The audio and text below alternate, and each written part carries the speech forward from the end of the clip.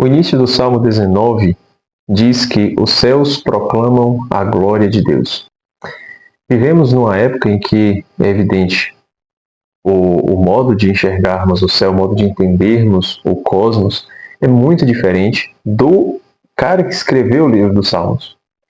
Então, com toda essa diferença, os céus de hoje, os céus que nós cremos que existe, com todo o avanço da física moderna, ainda proclama a glória de Deus. Esse firmamento, essa atmosfera, anuncia a obra das mãos de Deus ainda. Quero chamar a atenção aqui ao fato de que quando o livro dos Salmos foi escrito, quando as Sagradas Escrituras foi escrita, o mundo era visto de uma outra forma. Claro, tinha lá o sistema geocêntrico, onde a Terra era o centro do universo, e tudo que estava para além da Terra formavam círculos concêntricos até chegarmos nas estrelas, e acima dessas estrelas, abarcando todo o mundo material, estava o mundo imaterial, o trono de Deus. Esse era o modo de enxergar desde antes de Cristo, antes dos judeus, desde a filosofia grega antiga, vamos dizer assim, certo? Claro que cada época com suas nuances, com pequenas diferenças de um para o outro, mas de forma geral o mundo era visto desse jeito. Quer dizer, tudo que estava acima da terra era os céus, e eram céus, vários céus, a palavra céu no plural justamente porque eram várias esferas celestes, tá? As esferas planetárias, vamos dizer assim, a esfera da Lua, que é a parte do céu onde a Lua faz o seu ciclo, certo? A dos demais planetas, a do Sol também, tá? Até chegar na esfera das estrelas, São várias camadas de céus, vários céus. E ao olhar para os céus, o homem antigo, certo? Não somente o homem hebreu, não somente o homem cristão, mas o homem antigo, no geral, ele percebia que algo do céu, algo do movimento celeste que era constante, que se repetia, certo? Que não se alterava, tá? As alterações que aconteciam no céu, todas eram previstas porque elas eram as mesmas, certo? Então não havia nenhuma novidade no céu. Elas correspondiam a algo que acontecia na Terra. E com essa associação, o homem foi começando a perceber que existe uma sinfonia no mundo, no cosmos, certo? Não só no mundo material, na natureza, nas plantas, nos animais, não, mas nos céus. Os céus proclamam a glória de Deus. Então vou até ler mais um pouco aqui do Salmo 19, para a gente entender melhor. Começa assim: os céus proclamam a glória de Deus, e o firmamento anuncia a obra de suas mãos. O dia transmite ao dia a mensagem, e a noite dá conhecimento a outra noite. Não são falas nem discursos, nem se ouve a sua voz. Por toda a terra se difunde o seu som. Até os confins do mundo vai sua mensagem. Quer dizer, o dia anuncia ao dia uma mensagem, de um dia ao outro. A noite à noite, de uma noite à outra noite. O ciclo, a passagem dos dias e das noites. Também essa repetição. Elas não falam com voz forte, mas o seu som, o som dessa criação, ressoa e se espalha em toda a terra.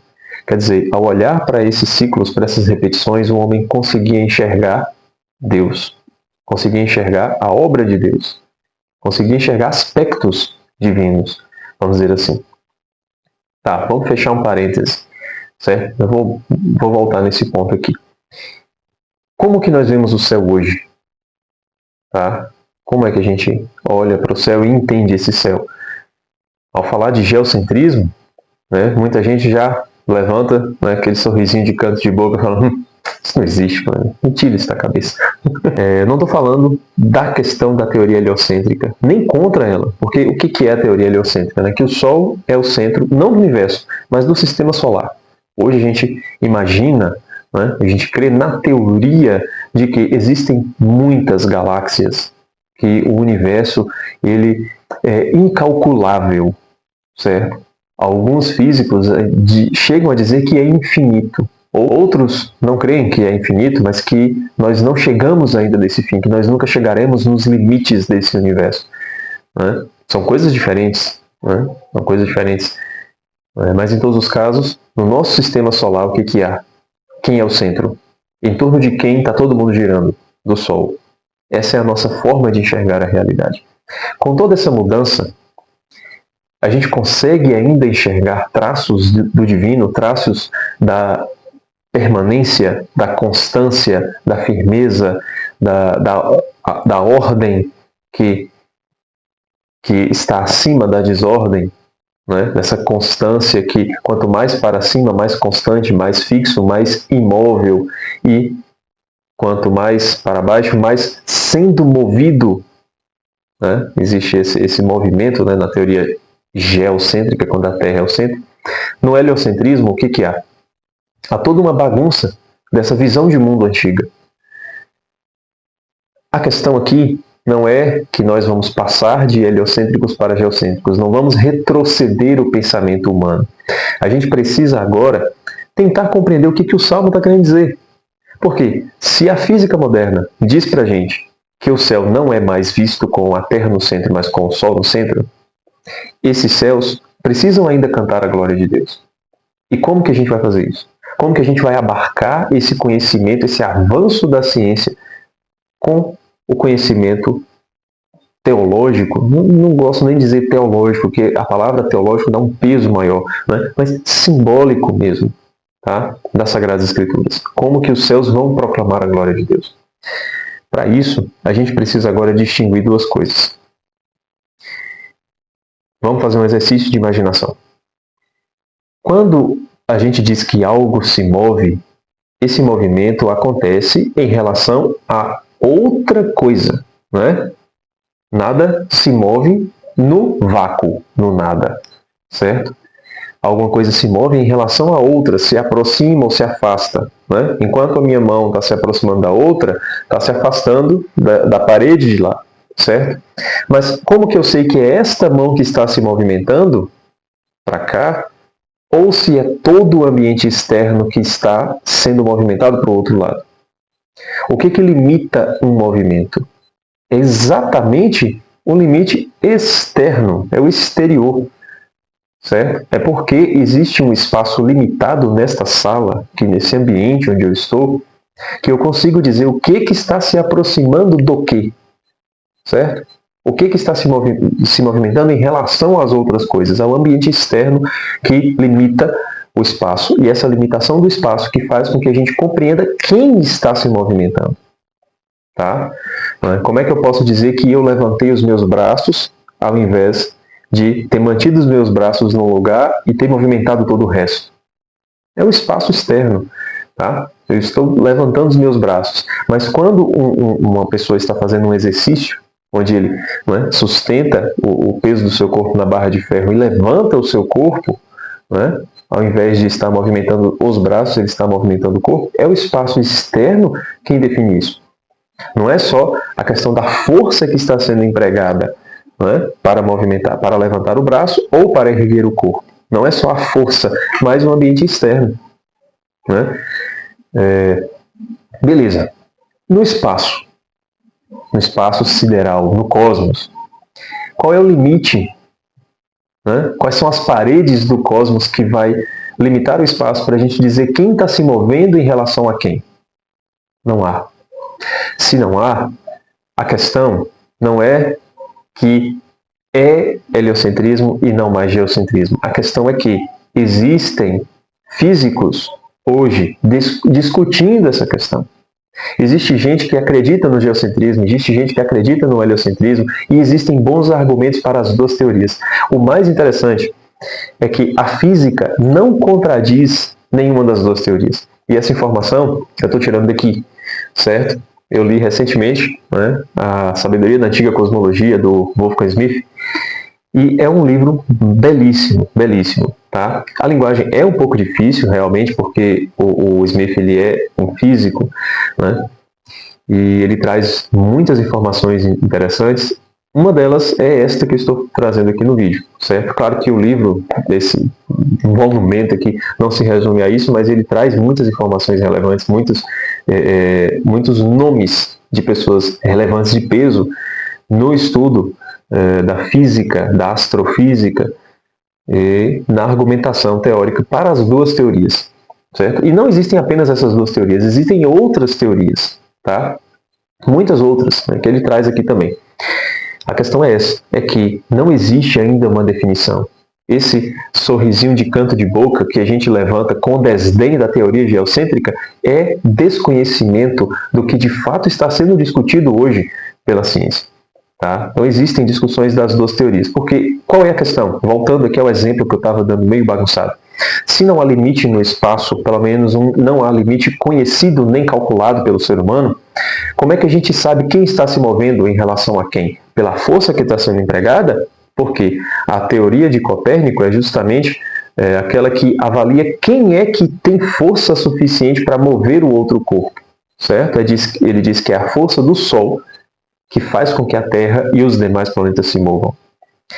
Mas, espera lá, existem físicos atuais, contemporâneos, que dizem que a Terra está parada, os outros planetas giram ao redor do Sol e o Sol gira ao redor da Terra. Olha que loucura, é uma loucura para a gente. Mas os argumentos que são colocados por este, que eu não gravei os nomes, tá? Não gravei os nomes dos caras, não peguei, estou falando aqui do assunto tal como eu estou me lembrando dele.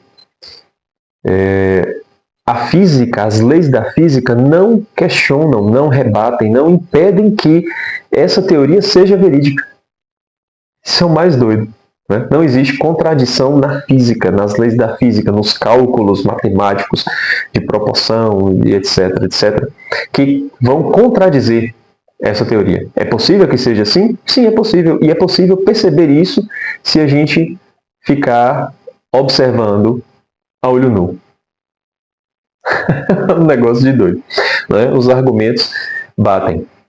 Então, qual é a resolução? Como é que a gente vai entender que estes céus bagunçados, que parece que voltou ao caos, não é mais cosmos, né? Parece que voltou para o caos, que está tão bagunçado, existem tantas teorias, como que eles ainda cantam a glória de Deus? Quem é que se move em relação a quem? Não vou trazer argumentos para defender o geocentrismo. Não vou trazer argumentos que rebatam o heliocentrismo. Não vou fazer isso. O que eu quero chamar a atenção? Para que os céus proclamem a glória de Deus, não é necessário que a gente faça um rodeio, um jogo de cintura aqui agora para que a Bíblia se adeque à física moderna, porque a física moderna não chegou no consenso. A física moderna não resolveu o problema. Ela parece que ampliou ainda mais o problema.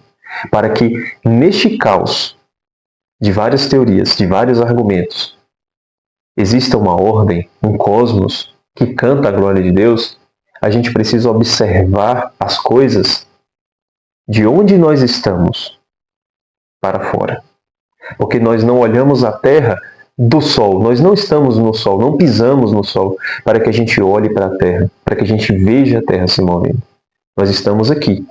E a questão não é se é a Terra, mas a questão é você e eu estamos aqui.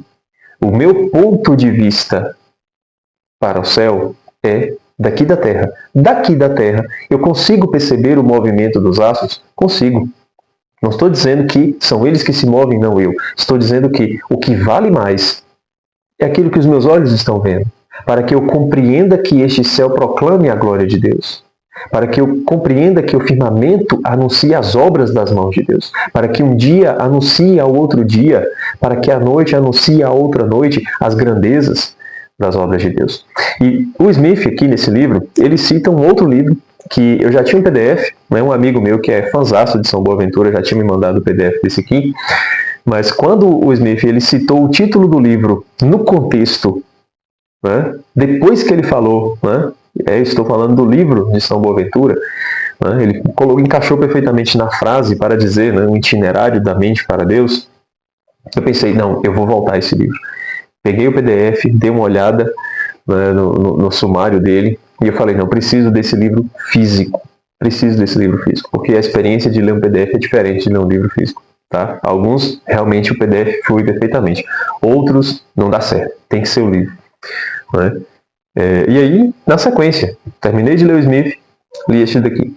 E esse livro aqui, esse opúsculo, né? Olha o tamanhozinho disso daqui.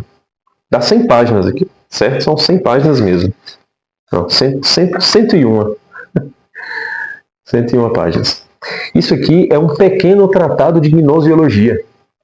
Não é apenas o itinerário da mente para Deus. O próprio itinerário da mente para Deus é a gnoseologia, é a teoria do conhecimento, como que nós descobrimos as coisas. E o primeiro estágio desse itinerário, desse tratado, é exatamente observarmos a criação, observarmos o mundo que está ao nosso redor, o mundo material.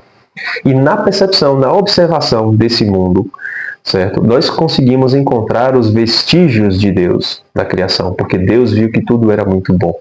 Vendo que tudo era muito bom, quer dizer, a bondade é um atributo divino. Se Deus viu que tudo que ele fez era muito bom, as obras de suas mãos, é porque nestas obras existem vestígios de Deus. O mundo material é a primeira revelação divina. Deus se doa, se entrega através de suas obras.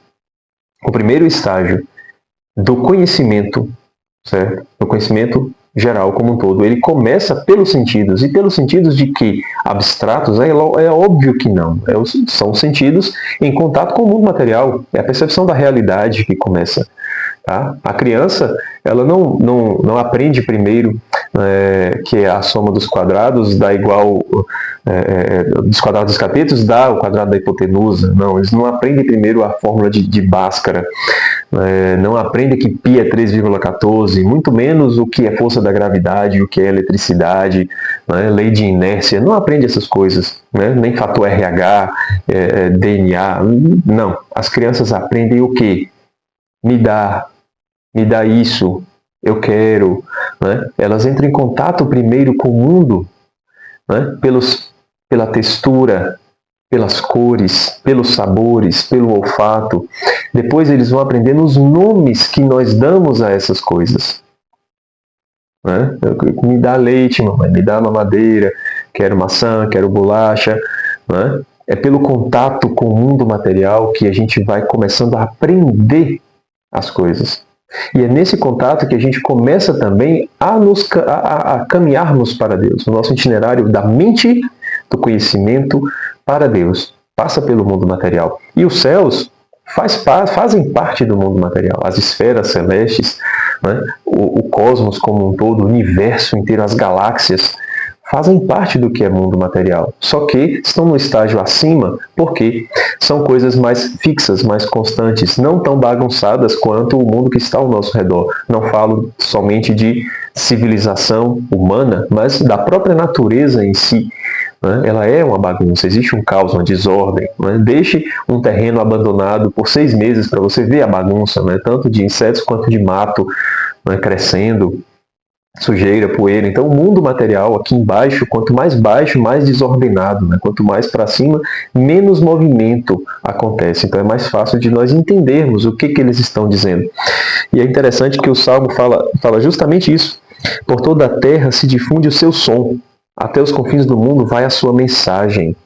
Então não se ouve a sua voz, mas se ouve esse som, esse ruído. Um pouco daquilo que está também no livro dos Reis, quando Elias está na caverna, e ele escuta terremoto, passa um fogo, e Deus não está em nenhuma dessas coisas. Deus está naquele ruído, certo? Numa brisa suave que ele escuta fora da caverna.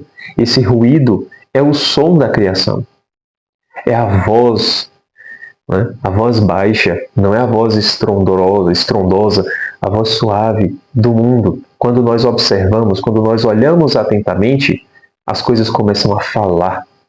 O que eu também pensei, depois que eu li o Meditações do Quixote, do Ortega y Gasset, foi justamente que os símbolos, eles são uma espécie de imagens que nós enxergamos pelo ouvido. O que é enxergar pelo ouvido? Como é que a gente enxerga? Pela audição. É que aquela coisa que a gente vê começa a falar conosco. E a voz daquele símbolo começa a formar uma imagem na nossa imaginação. Começa a evocar sentimentos, falando daquilo que é a definição de símbolo que eu falei no aulão da semana passada. Então a gente presta atenção nas fases da Lua. Não vou falar de mais nada do céu, vamos olhar só para as fases da Lua, que tem essa mudança. E uma mudança que sempre acontece. Então a Lua nunca vai ser cheia e depois nova. Não, depois da cheia vem a minguante, depois da minguante vem a nova. A lua nunca vai mudar a ordem das suas fases, mas sempre vai ter fases. Ela nunca vai ser cheia para sempre. Né? Então, há mudanças na lua, mas essas mudanças são constantes, são previsíveis. Certo? Então, se a gente olha, observa com atenção, essas fases elas vão começar a falar, a gente vai começar a ouvir esse ruído, e esse ruído vai começar a transformar-se numa imagem na nossa imaginação. A gente começa a entender do que o símbolo é símbolo, certo? E assim a gente começa a encontrar os vestígios de Deus na criação. E assim os céus continuam cantando a glória de Deus. Esses dois livros, que eu já deixo a indicação para vocês aí, certo? O do Wolfgang Smith, para quem tem um pouco de familiaridade com esses assuntos, certo? De física, física quântica, astrofísica. Não é um livro assim extremamente difícil com a linguagem totalmente técnica, não, mas tem linguagem técnica também, certo? Então não vá achando que é só sobre cosmologia antiga, não, que você vai cair do cavalo. Como eu caí anos atrás, eu tentei ler esse livro anos atrás e simplesmente não funcionou, não entendi nada, né? Deixei quieto, guardei, estava aqui há muito tempo e de repente eu peguei para ler e gostei bastante. E na sequência, o Itinerário da Mente para Deus, que é esse pequeno tratado de teoria do conhecimento. Fica aí a sugestão para que a gente a gente volte a compreender aquilo que o salmista quis nos ensinar. E assim, a Sagrada Escritura continua sendo algo perene, algo que não se perde. É aquilo que Jesus também falou, que o homem sábio é aquele que tira do seu tesouro coisas novas e velhas. Que são coisas novas e velhas? São essas passagens que são velhas, que são antigas, renovadas. De modo que a física moderna nunca vai contradizer as Sagradas Escrituras. Porque todas essas teorias, mesmo que cheguem num consenso, eu acho difícil isso acontecer, elas nunca irão contradizer aquilo que é a precedência, a primazia, aquilo que é a primazia da percepção da realidade diante de qualquer teoria. Fica aí a dica desses dois livros para que a gente continue ouvindo a glória de Deus que é proclamada pelos céus, pelo firmamento. Tá bom? Se você gostou deste conteúdo, não deixe de curtir esse vídeo, de se inscrever no canal se você ainda não é inscrito e de compartilhar esse conteúdo com seus amigos. Tá bom? Um abraço e até o próximo vídeo.